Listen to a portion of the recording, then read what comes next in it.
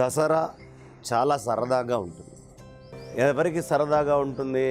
పిండి వంటలు అన్నీ బ్రహ్మాండంగా తినేటటువంటి వాళ్ళకి. కొంతమంది ఉంటారు ఈ 9 రోజుల పాటు కనీసం ఏమీ ఆహారం ముట్టుకోకుండా, ఇప్పుడు మన ప్రధానమంత్రి గారు ఉన్నారు, ఆయనకి దసరా వచ్చేటప్పటికి ఈ 9 రోజులు చాలా కఠినమైనటువంటి నియమాలతో ఉంటారు, ఆయన భోజనం చేయకుండా. ఇలా ఉండేవాళ్ళు చాలామంది ఉన్నారు. కాబట్టి ఆ అమ్మవారి యొక్క పరతత్వాన్ని మనము లోపలికి ధారణ చేసి ఆ శక్తిని మొత్తాన్ని మళ్ళీ పునః ఒకసారి ఉద్దీపనం చేసుకోవడానికి అద్భుతమైనటువంటి రోజులు ఈ నవరాత్రులు పూర్తయిన తర్వాత దసరా అనగానే అనేక ఘట్టాలు మనకు గుర్తొస్తూ ఉంటాయి. రామచంద్రమూర్తి వారి మీద గెలిచి అయోధ్యకి చేరి అక్కడ పట్టాభిషేకం అని వాళ్ళు చెప్తారు. అర్జునుడు అద్భుతంగా యుద్ధము చేసి చాలా గొప్పదైనటువంటి గోవులన్నిటినీ సంరక్షణ చేసినటువంటి ఘట్టం అని కొంతమంది చెప్తారు.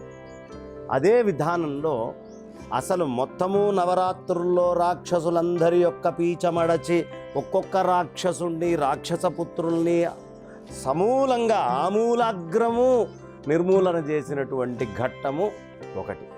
ఇలా ఏది చెప్పుకున్నా అన్నీ విజయానికి గుర్తుగా ఉంటాయి. అందుకనే ఈ దసరాని మనం విజయదశమి అని కూడా పిలుస్తాం. అంటే 10 ఆ దశమి అనేటటువంటిది అన్ని విజయాలకి గుర్తు.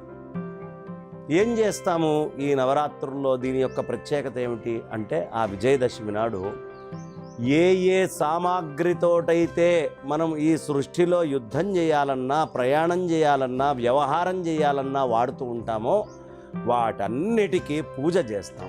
ఆయుధ పూజ అని ఈ అద్భుతమైనటువంటి దసరా సందర్భంలో. ఈ దశహర అనే పదంతో కూడా చెప్తారు. అంటే 10 రకాలైనటువంటి ఇంద్రియాలని దాటి మనస్సుని తీసుకొని వెళ్ళి ఎవడు ఆ పరమాత్మ మీద పరాశక్తితోటి కలిపి పెడతాడో ఆ పరాశక్తితోటి పెట్టేటటువంటిది కూడా దశహర అవుతుందన్నమాట.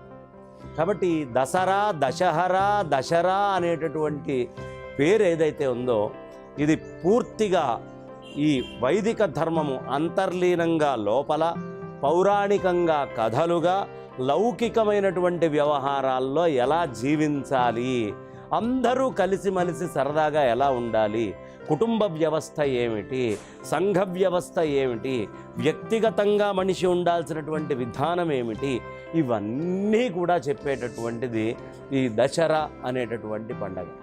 ఈ దశహరలో ప్రధానంగా ఈ ఆయుధాలకి పూజ చేసిన తర్వాత, ఇది ప్రధానంగా ఆయుధాలకి పూజ చేయాల్సింది ఎప్పుడైనా సరే, ఏ ఊళ్ళో అయినా సరే మీకు గనక అక్కడ ఈ జమ్మి వృక్షం గనక ఉంటే, శమి అనేటటువంటి వృక్షం గనక ఉంటే, ఆ చెట్టు యొక్క కొమ్మల్ని నరకాల్సినటువంటి వాళ్ళు మనకి ఆనువంశికంగా రాజులు అని ఎవరినైతే చెప్తామో, క్షాత్ర వంశానికి చెందినటువంటి వాళ్ళు క్షత్రియులు, లేదు రాజ్యాలను ఏలేటటువంటి వాళ్ళు, ఇవాళ ఉండేటటువంటి మినిస్టర్లు, ఎమ్మెల్యేలు ఎవరెవరైతే ఉంటారో వాళ్ళందరూ కూడా మేము క్షాత్రానికి సంబంధించినటువంటి వాళ్ళం అని పోలీస్ డిపార్ట్మెంట్లలో పెద్దవాళ్ళు, లేదు మన మిలిటరీకి సంబంధించినటువంటి వాళ్ళందరినీ తీసుకొని వచ్చి, అయ్యా ఇవి ఆయుధాలు, ఈ ఆయుధాలని నడపడానికి యోగ్యమైనటువంటి శక్తి ఉన్న మీరు అని మనము ఆ రోజు బార్డర్స్లో పనిచేసే, లోపల